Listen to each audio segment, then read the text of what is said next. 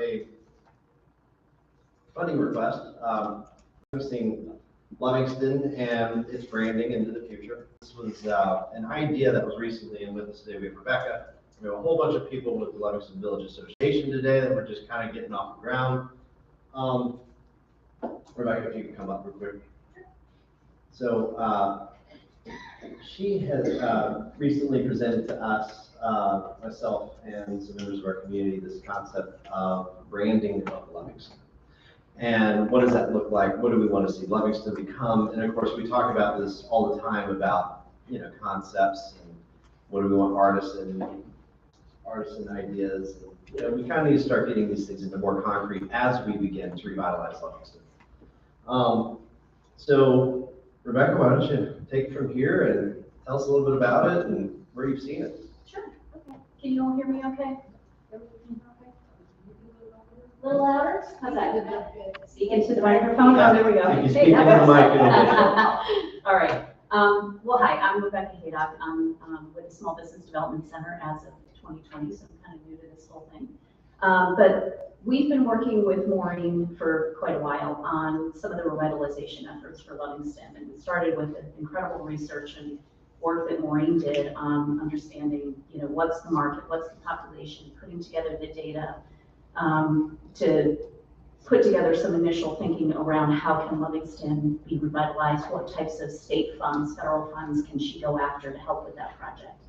And the community and Jesse and so many others have been instrumental in moving this forward. So she did that research, and then she contracted some contractors through us. SBDC just serves as sort of a pass-through entity for some contractors. It makes the process simple. So we had some contractors that did some research and interviewed a number of folks here, some folks in the audience, right, and got to know what are your thoughts on Livingston, sort of figuring out what is the soul of the brand of the community. From that, we were able to apply to the Department of Housing and Community Development to get that community business launch grant. That allowed us to help look for businesses that wanted to locate or expand in Livingston. So now that that's complete, the next step is to set up what is this brand strategy for Livingston to then potentially go after additional grants and funding for Livingston, but also allow all of the creative and terrific people in Livingston to equitably provide their thinking, their ideas in a manner that can bring to light all of the features that make Livingston special. And what came to light in those studies was three things. It was the history of the area, it was the nature of this area, and it was the artistic nature of Livingston and the deep artistic capabilities. This is a brand strategy proposal that was given to Maureen. Maureen's on vacation, so that's why I'm here answering questions, because we've been working with her along the whole track. But the goal is to come up with a cohesive brand strategy, right? So what is the voice of Livingston? Who are you trying to attract here? What message do you want to give? What language do you want to use? And in order to do that, a facilitated meeting where key stakeholders, at least 10 key stakeholders representing different parts of the community, come together, give their feedback, present their ideas, and move forward to a brand compass that helps everybody decide, okay, what signs do we need? What streetscape things do we want to do? If we're going to promote an event in Livingston, how do we promote that? And hopefully that will unlock additional grants, some tourism money, things like that.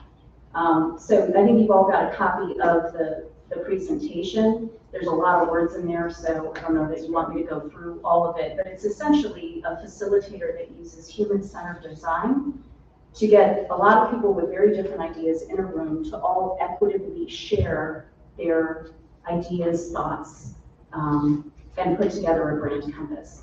And we went through this as an organization at SBDC, because when I got there, I had no idea really what was our message, what did we say about ourselves. It's very different than probably what a community would experience.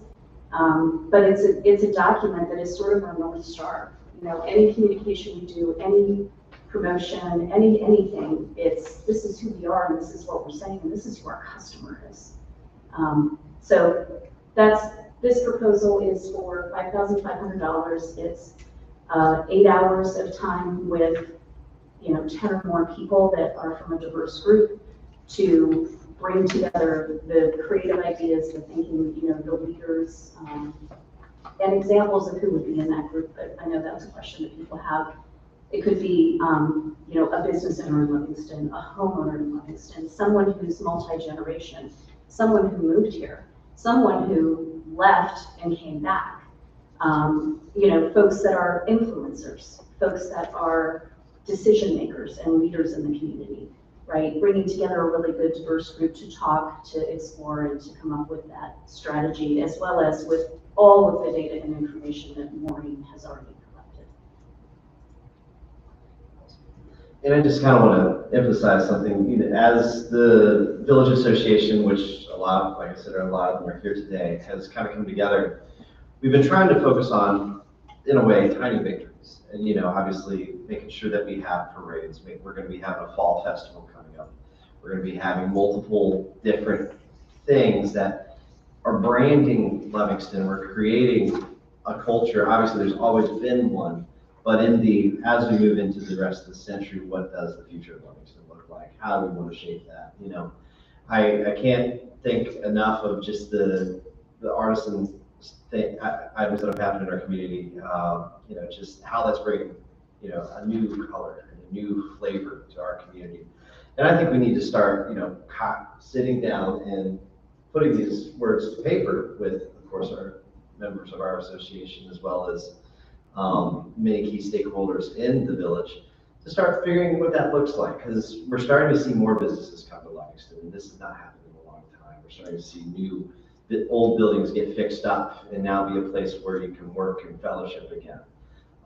So we're pretty excited, and I think this is a good step in the right direction as we make many other steps in many different directions in Livingston. So is there any questions at this time? The only thing you're talking about is So yes. you're not mentioning Afton and none of the other areas that. No, this is targeting the town specifically, because obviously we're in the middle of the comprehensive plan. And in the comprehensive plan, that kind of brings to light a lot of those communities. Livingston specifically, we're trying to bring some of that development that people are experiencing in 151 and bring it to Livingston, but maybe in a different kind of flavor. So. Well, basically, already doing the market. Oh yeah, you guys have a break. Yeah. I'm saying that, to me, this would be a step back. Instead of trying to work with them and promote this along and being a step forward. Are you saying to partner with the 151 community? If that's the right community. I don't think so. So if I can jump in, what we discovered when we did the market research report, where we were interviewing lots of folks from the community from Nelson County and Livingston, was that it's very different brands here than it is over the mountain. And I'm a big shopper over the mountain. But what came out here was different. It wasn't, the 151 trail, the root trail. It was more about nature, family, art, and the history of the community. And one of the things that and we're an economic development partner to Maureen, right? We're sort of her small business office, and that's what we serve throughout Central Virginia. But we found in other towns that we've done this kind of work that they really need their own brand and their identity to bring tourism, to bring people to this specific town. And then as well as that town identity becomes part of Maureen's incredible tourism plan for the entire county. So you mentioned other towns. Can you give us some examples of places in the area that you've done this type of work? So we did the community business launch work with Scottsville, and we worked with them. They didn't do this. They had already done a fair amount of this work, and they were quite a bit further forward in terms of their marketing strategy and all that for the community. Greene County is looking at it for Standardsville. They're not there yet. They're going to start this process in the beginning of next year in January. But for us, we've done mini versions of this. For example, the McIntyre Plaza, we got together all of those retailers, there's 59 of them, and had some meetings to talk about what is our brand, how do we talk about ourselves. And this was just a small meeting, we didn't have a consultant. And the reason that I think Maureen is interested in the consultant in this case is because there are some really strong and very diverse perspectives in Livingston, and a lot of leaders here. We have a lot of really great people who are action oriented, and so to get them all together to decide how are we going to communicate this community, and it's like starting a business without a business plan, right? All the communications, all the steps that we take, we want to get this planning work done so everyone's on the same page, and then use this as the compass to move forward. Skip. The question about Livingston, one of the resources of this part of the county is there's a lot of artisans outside of Livingston. For sure. Now, are you working to get them involved in this thing? There's a chance. I mean, you have stakeholders who have their businesses in Livingston that aren't necessarily living in Livingston. I'm sure there's going to be varying stakeholders from all sorts that will be contributing, but we're definitely going to be targeting those who live in the village and business owners in the village. Well, you're not saying that those who live outside the village cannot. Well, I mean, if you ever draw the lines of what you think the village is also an interesting thing. Are you talking about like Chi River pottery people or Yeah. Jeremy Hale, I think they could be contributors of some sort. I think with this particular, we need to emphasize what the village thinks it wants its identity to be. And there's two great examples of bringing in artists. One is the Heart of Nelson, right? The store that's got a myriad of artists. And then we've actually been talking to Travis, right, about his business, about having various crafters across Nelson County, some that work in stone, some that work in wood, to create urns. And have those sold here. So I think there's definitely opportunities, and when the farmers market expands, having others come in, not just Livingston people. Right. And that's definitely been a cool new addition to Livingston is the local farmers market. We're getting farmers from Arrington and Regina and at the other end of Norwood, and that's been, so we're getting lots of entities who are outside but participating in that Livingston context. So you're trying to get the people of Livingston to buy into this, not everybody. To contribute, yes, Yeah, it's a shared understanding, right? So it's essentially, instead of, a couple of co-founders in a business, we've got a couple hundred. So we want to get a representative group that can share the interests, the voice, the identity. So we have a plan to move forward and to complete the revitalization of Livingston, right? It's on a nice trajectory, great things are happening. There's energy that exists, you're trying to exploit. Bring everybody together, right? So we have a sort of shared vision and compass for what do the signs look like? What do we put in a newspaper? How do we promote an event, right? How do we share what is Livingston and what's the soul of the brand, right? So what do you want us to do? I would love if we could approve the proposal, and Candy, what is the proper verbiage got to be? To go through Rebecca's group. From what I'm getting, this sounds like we're only talking about Livingston. That's all we are talking We about. are, it's Livingston specific has to, never done anything on their own. There's a lot of places in the county that, for instance, Rockford, most times they've got something they want to do, they organize and they get it done.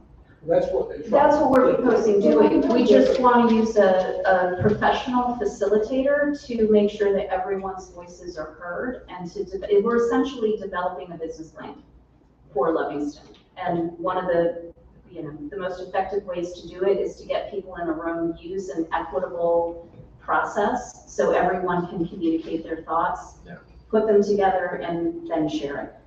And Livingston has a ton of energy. There's multiple groups, especially over the last 3 to 4 years on the outside and during COVID, that have created and now have been developing culture in the village.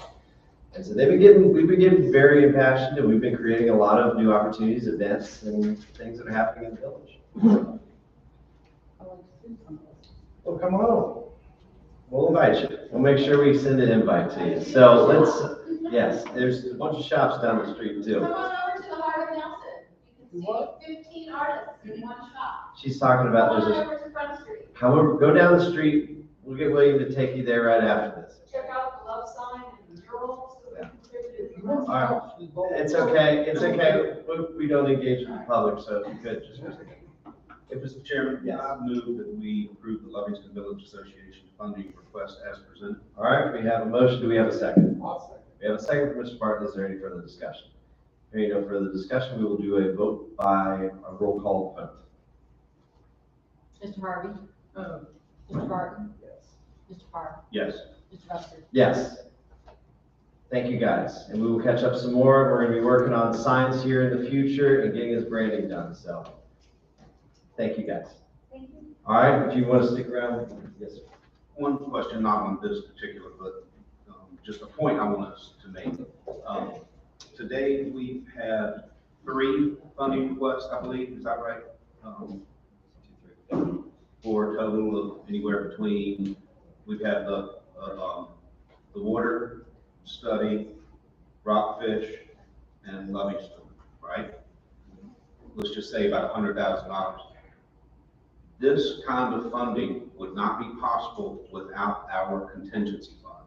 And when it comes time for budget time next year, we have to remember things like this come up throughout the year. And it is important for us to remember our contingency as we're budgeting.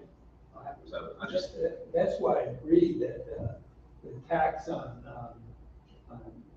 B&Bs was appropriate to add to our contingency plan. different discussion, but what I'm just saying is when we get into budget time, I think this, because not that long ago, we wouldn't have been able to do it, right, is what I'm saying. If we didn't maintain our contingency, so. All right, moving on to reports. Candy.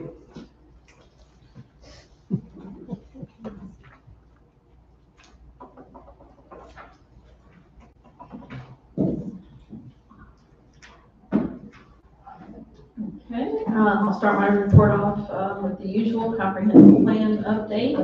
Our project website is nelson2042.com. We'll be having a public open house on the latest full draft plan on August 29th at 6:30 p.m. to 9 p.m. at the Nelson Center in Livingston. We've made some good progress with our Line of Duty Act resolution and legislative initiative. After the board's adoption of Resolution R 2023-45, which honored Officer Wagner and requested General Assembly action to amend the Line of Duty Act to include private police departments, the county requested similar action be taken by boards across the state. Currently, we are aware that the same or similar resolution has been adopted by Amherst, Augusta, Campbell, Greene, Madison, and Montgomery counties, with more indicating theirs will take it up in the near future. Senator Creedy's office has also indicated his support, and VML and VACO will consider including this in their legislative programs. And follow up on the Finley Gap Road repairs. This was a directive from the last meeting, and Mr. Brown spoke to this during the VDOT report. Jerry West and Supervisor Reed and VDOT staff met on site at the Finley Gap Road to look at creek crossings that affect public access to the Sturt Park property. VDOT has indicated they will make immediate surface and board repairs to the road using undesignated telefees in the secondary 6-year plan that are currently available. In the coming year, the board can consider adding Finley Gap Road to the rural rustic priority list for paving. County staff recently met with Supervisor Reed, Bill Perry of Virginia Department of Forestry, and Susan McSwain of the Master Naturalist, Grace Monger of Virginia Department of Extension, and William Rose, the property caretaker of Sturt Park, to discuss ways to improve the county's second grant application for the Virginia Outdoors Foundation grant. The meeting was very productive, and an enhanced application was submitted actually yesterday morning by the August 7th deadline. So thank you to Jerry West for his diligence on this grant application. I have an update on the courthouse complex tree evaluations. Staff has received several evaluations and recommendations from tree specialists and Mr. Bill Perry of the Department of Forestry. These are concerning the large pin oak at the right-hand corner of the entrance road and the sugar maple on the opposite side of the entrance road to the courthouse complex.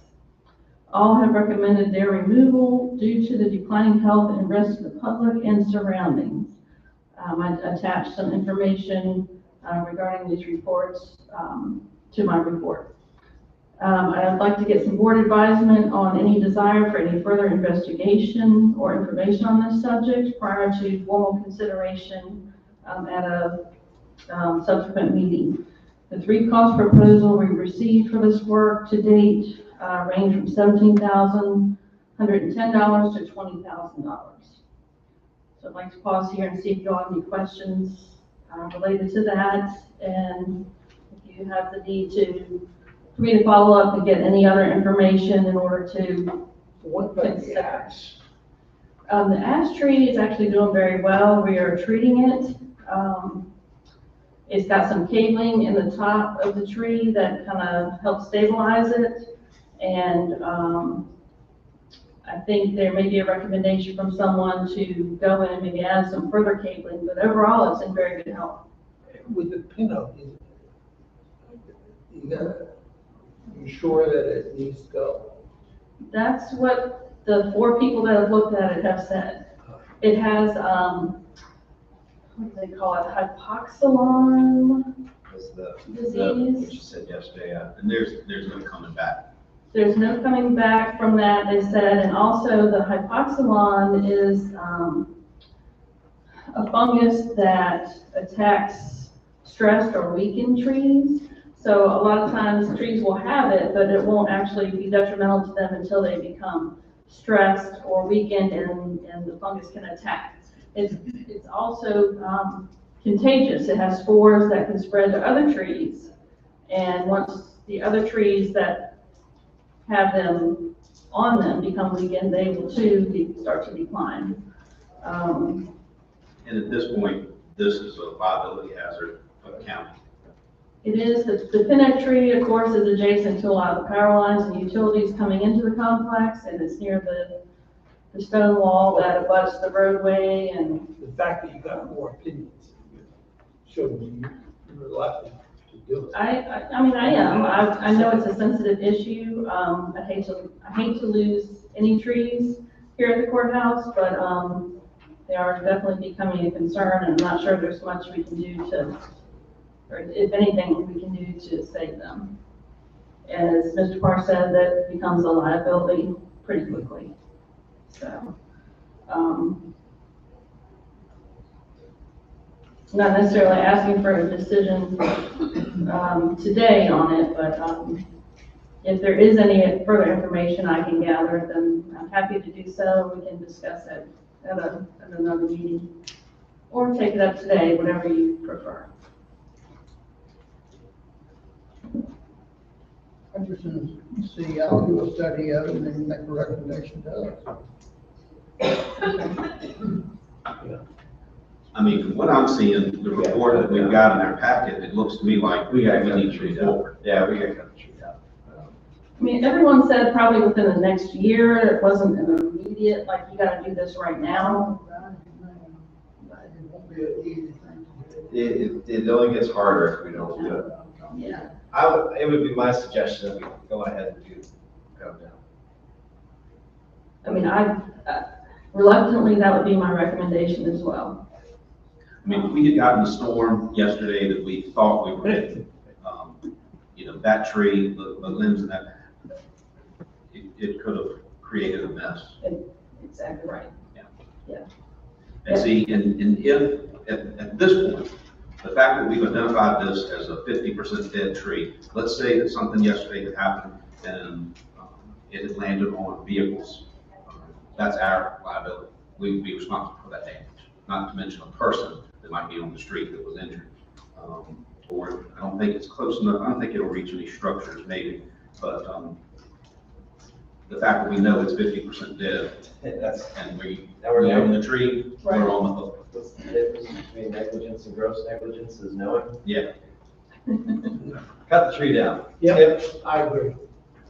Tommy, I'm not been cutting the tree down. all right, well, David, you're committed to cut the tree down. I mean, Yeah, from you got what we're seeing, we have no choice. Cut the tree down. All right, you got consensus to cut the tree down.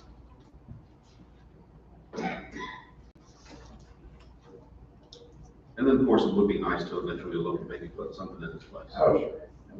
An ash tree. The male one, since we have a female. Sure. Kids, I might prefer to have a vote on this if you all. All are so right, inclined, Mr. Park, rather can you than make a motion to cut the tree down? Both trees at the same time? There's no reason that's Question. Yeah, I move that we have the county administrator move forward with the proposal to remove the oak and maple trees at the courthouse as reported. We have a motion, we have a second. I had a second. Second from Mr. Park, any further discussion? Hearing none, we'll do a roll call vote. Mr. Harvey, No, Mr. Barton, Yes. Mr. Parr, Yes. Mr. Rutherford. Yes. Thank you. Moving on, the Pine River Solar LLC Special Exception, 2023-369 in Amherst County has come back around. They'll hold a public hearing on this special exception request for a revised utility scale solar energy system to be put in by Pine River Solar LLC, located at 2508 Patrick Henry Highway on tax map parcel 40-A-64. The public hearing will be August 17th in the Amherst County Administration Building at 7 p.m. And this is a revised version of the application we're going to consider a month or so ago that was withdrawn. But it does affect some Nelson County property owners. As far as the follow-up on the Gladstone solid waste collection sites, there were concerns expressed at the last meeting, and we'll be working on ways to keep the site in better condition, inclusive of determining the best regular days of the week to clean up the site. We can possibly make some improvements to site visibility that might be a deterrent for people just dumping things there and leaving them, and we'll look at other ways to reduce illegal dumping as well. Thank you. The DSS building on Callow Hill site progress, PMA has provided the final geotechnical report from Timmons, which confirms the site conditions that were presented to the board. I'll need to forward you all the link to download that document in case you want to see the detail on that. Staff and PMA are working towards finalization of space needs, and PMA is drafting a proposal for the board's authorization to proceed into the conceptual and preliminary and schematic design phases of the project. Estimates will be able to be further nailed down during this phase. Mr. Burdett of Social Services is checking with the state DSS to see if they can provide any increase in the reimbursement amount for the new facility. Staff is also working with Davenport on timing of a future financing and proposing consideration by the board of a reimbursement resolution at that same time as the design phase is authorized. That will allow us to recoup any funds that we spend during the design phase with the final financing. We're also going to have an update of the debt capacity analysis once some project costs are more solid and the FY23 end of year financial status can be analyzed by Davenport. The Shipman Historic District is in process. DHR will be issuing a request for quotes for selective survey and preliminary information formwork on August 14th. The contractor is expected to initiate the project by November, reach 75% completion by February, and then 100% completion by the end of March. And then last but not least, it's official. Jeremy Mars, our building official, has obtained his building official certification. So congratulations to Jeremy. He had a year to do it, and I believe did it in 8 to 9 months. So congratulations to him. Awesome. Any questions? Any questions for Candy at this time? Hearing none, moving on to board reports. Skip. Thank you. The jail board is continuing discussions about how best plan for their renovation, but other than that, nothing specific. Charlie? Mr. Parr? Just want to give you an update on something that's not really a board committee, but, as you all know, we have the caboose down at the Piney River Trail, and, I've been meeting with Jerry West, and the Fleetwood Harmony Masonic Lodge has, taken on a project to raise funds to put a cover, over the caboose to protect it. So, be prepared to be on the lookout for an announcement coming soon of a fundraiser that is Parks and Rec in conjunction with the Masonic Lodge to raise money for building a structure to protect the caboose. So that should be coming in September to get that started, and then there will be hopefully some sort of formal open house reception in the spring. But just want to let you know that's something we got going on. Aren't there two of those in Pine Road? To what? Cabooses? There's the one at the main, right there on 151, and then I'm not sure what's at the other end of the trail, because I've never been all the way to the It's other. it's not a caboose, it's like a spill where you drop the rocks and all that. It's basically an item of when other stuff was going on, basically where the rocks are going and show you how it's done. So I don't know of a second caboose. I just know there's that one that, Susan probably. What is it, I forget. It's right there at the old depot, right beside the depot in Piney River. Right there at the tracks, where the tracks used to cross 151. And Susan Huffman's dad, I'm drawing a blank, he did an amazing restoration on that caboose. And now it's just sitting there.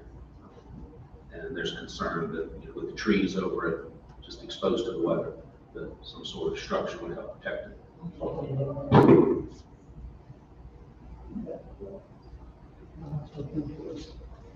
right. That's it. Yes, all right. PDC did not meet this past month. I had attended a town hall of sorts this past Thursday at Nelly's Ford, not Nelly's Ford, Afton, about Nelly's Ford, about the UDA. It was very interesting. I can't emphasize enough, a lot of the individuals who were there spoke about, not knowing that things are going on. And guys, there's lots of opportunity to participate in this county. We've been going through the comprehensive plan for quite a while, with which we're not done. So, to emphasize to the people that not only did we have regular meetings, we then added additional meetings because we wanted to make sure more opportunity to participate existed during those work study sessions. And we still have more opportunities for people to participate. Please don't think a town hall is everything. I mean, we got a lot of government going on, and please continue to participate. We talk about, our budget and how few people show up to a budget public hearing. I mean, we had less than 20 people in the room on a $60 million budget. I mean, this is our county. Participate. We ain't trying to hide nothing. We've met on the same Tuesday for how long? I know, that's right. Tommy, how long have we been meeting on Tuesdays? The second Tuesday of every month. Yeah, so that hasn't changed. So that schedule's been pretty consistent. But we as public servants need to continue to participate in our communities and get the word out. Keep your emails open and try to participate. That's all I'm asking. Beyond that, not too much to report. Obviously, the LBA is underway, and we're getting more and more ideas as time is coming. We, I can't emphasize enough just the 4th of July and how cool that was this year. And hopefully, we can make that even more of a day-long thing, so to speak, along the 29 corridor. Beyond that, I have nothing else to report. Moving on to appointments. Do we have any appointments, Amanda? We do not have the appointments. We've got some coming up in the fall. Okay. So we'll bring those back to you then. Sounds great. Moving on to correspondence, Skip? Tommy? David? Moving on to directives, Skip? Tommy? David? The only thing I was gonna mention, I had a brief conversation with Mr. Reed about tonight's special use permit, the Lavender Farm, and he had asked that potentially if we did not vote tonight on that, but maybe vote on it at the next meeting so that he can attend. This is in his district, so just FYI. I would probably be supportive of that. I would also. But we need to get, we've already scheduled this, so we gotta go through the public hearing and everything, but we may. So I would like to go out there, the vote was 4-1. Sure. I would like to see the situation. All right, so that's the only, it's not really necessarily a directive, but just more informational for tonight's meeting. Any other questions or comments before we continue this meeting to 7? Hearing none, can we get a motion to continue this meeting to 7 o'clock? So moved. Motion, Mr. Parr, is there a second? Second, Mr. Barton, any further discussion? Hearing none, we'll do a vote by acclamation. All those in favor say aye. Aye. Any objections, abstentions? Hearing none, meeting continued.